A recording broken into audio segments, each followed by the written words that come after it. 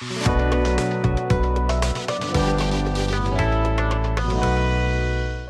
Two Broadway A2E academy. मैं रोहिणी और मैं आज आप सभी के साथ डिस्कस करूंगी लिसनिंग में यूज़ होने वाले कुछ इंपॉर्टेंट वर्ड्स। तो लिसनिंग के भी कुछ इंपॉर्टेंट टॉपिक्स होते हैं जो कि स्टूडेंट आमतौर पे ये डिफ़िकल्टी फेस करते हैं और उनके बहुत सारे स्पेलिंग्स मिस्टेक के कारण वो अपने 0.5 बैंड्स को लॉस्ट कर देते हैं। तो अगर मैं बात करूं कि लिसनिंग में ऐसे कौन से इंपॉर्टेंट टॉपिक्स हैं, तो ऐसे बहुत सारे इंपॉर्टेंट कॉन्सेप्ट्स हैं लिसनिंग के भी जिससे रिलेटेड स्पेलिंग्स आपको पूछे जाते हैं। पार्ट 1, 2, 3 एंड 4 हर एक कैटेगरी में इनका कहीं ना कहीं यूज़ जो है वो बहुत कॉमन है। तो अगर आप भी चाहते हो, अगर आपको भी प्रॉब्लम आ रही है लिसनिंग में, खास तौर पे स्पेलिंग्स को लेकर आप बहुत परेशान हैं, सिर्फ स्पेलिंग्स की वजह से आपके 50% बैंड जो हैं वो लॉस्ट हो रहे हैं, so this is very important. I want you all to watch this video till the and.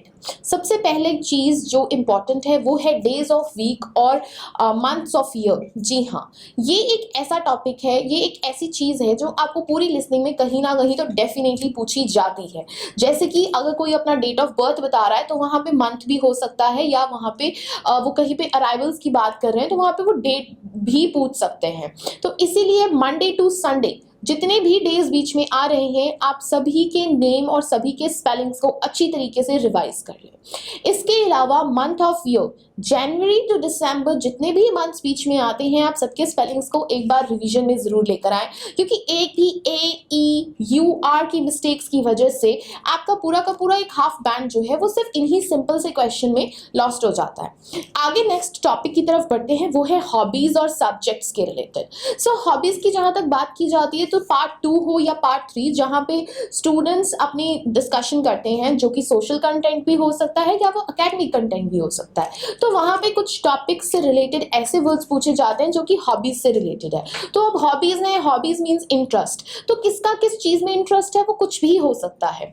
For an example मैं बताना चाहूंगी, जैसे कि किसी को स्टैम्प कलेक्शन की होती है इंटरेस्ट, कोई किसी को शॉपिंग का इंटरेस्ट रहता है, या किसी को फोटोग्राफी का इंटरेस्ट रहता है, किसी को स्टेक बोर्डिंग का, या किसी को किसी स्पोर्ट्स का इंटरेस्ट रहता है। तो इससे रिलेटेड, हॉबीज से रिलेटेड जो वर्ड्स हैं वो लिसनिंग में कॉमनली पूछे जाते हैं, तो इसको भी अपने नोटिस में जरूर लेकर आएं और इनकी भी प्रैक्टिस डेली बेसिस पे करें।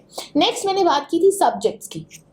तो सब्जेक्ट्स जैसा आप सभी जानते हो, इसमें कोई भी सब्जेक्ट हो सकता है, like history, geography, social science, और you can see management related, business related, commerce related, related to law and other services. तो ये सारे जितने भी सब्जेक्ट्स हैं आप उनको भी एक बार ओवरव्यू लें। आप देखिए कि रिपीट में आप जो लिसनिंग प्रैक्टिस कर रहे हो उसमें क्या कोई सब्जेक्ट का नाम आ रहा है, क्या वहां पे किसी सब्जेक्ट से रिलेटेड इंफॉर्मेशन मिल रही है। If so then you have to bring it into your consideration and do the regular practices of those words. Next important topic is related to study at college और at the university.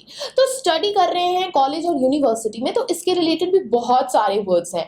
Education से related बहुत सारे words हो जाएंगे, travelling भी इसके बीच में आ जाएगी, क्योंकि ओवरसीज स्टूडेंट्स जो हैं उनसे रिलेटेड ये हो जाएगा अगर वो कॉलेज की बात भी कर रहे हैं या अगर वो यूनिवर्सिटी की बात भी कर रहे हैं। सिमिलरली अगर ओवरसीज इंटरनेशनल स्टूडेंट्स हैं तो यहाँ पे एकोमोडेशन भी होगा। तो accommodation is another important word जिसके स्पेलिंग्स में आमतौर पर बच्चों को डिफिकल्टी आती है, उन्हें नहीं पता होता कि उन्होंने डबल M कहाँ यूज करना है और या उन्होंने डबल C का यूज करना है। तो ये एक और इम्पॉर्टेंट टॉपिक रहेगा जो कि आपको लिसनिंग में कवर अप करके जाना है।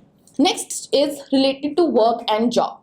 तो वर्क से रिलेटेड, जॉब से रिलेटेड भी टॉपिक आप करके तैयार करके जा सकते हो, जहाँ पे वो ऑक्यूपेशन, प्रोफेशन, कोई प्रोफेशन हो सकता है, like for example engineer word एक ऐसा वर्ड है जिसके नॉर्मली हम स्टूडेंट्स गलती कर देते हैं और वो स्पेलिंग मिस्टेक हो जाता है।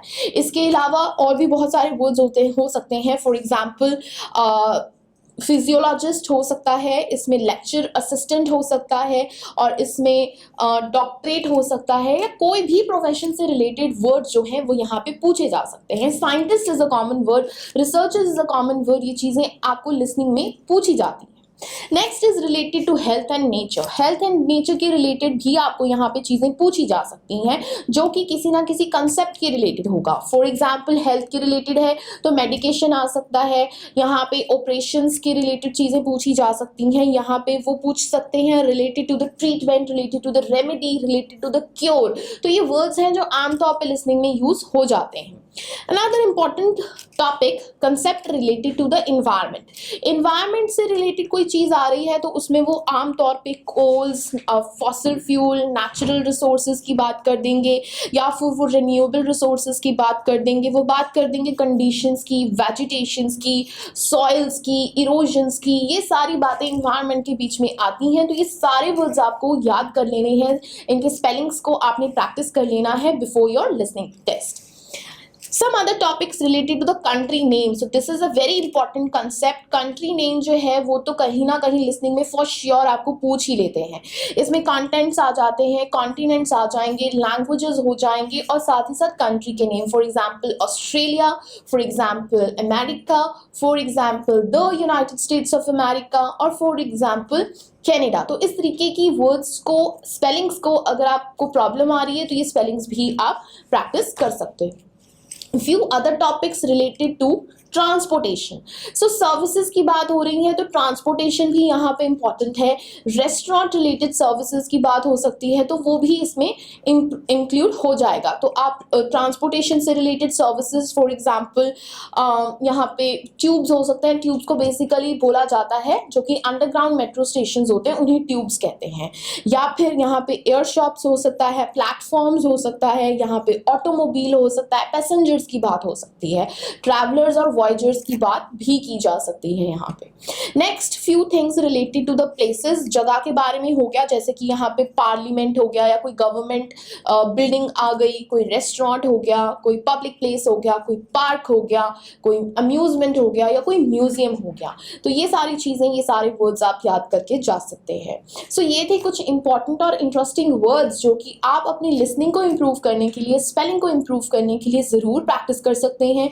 आपको डेफिनेटली इन सभी वर्ड्स को यूज़ करके, प्रैक्टिस करके आप खुद डिफरेंस देखोगे कि आपके just with in a few days you will be able to get good scores like 7+, 8 और out of 9 तो ये सारी चीज़ें अपने प्रैक्टिस में लेकर आए। किसी तरह की कोई डिफिकल्टी, कोई प्रॉब्लम हो तो नीचे दिए गए नंबर पे कॉल करके टीम के साथ जुड़े। Thank you.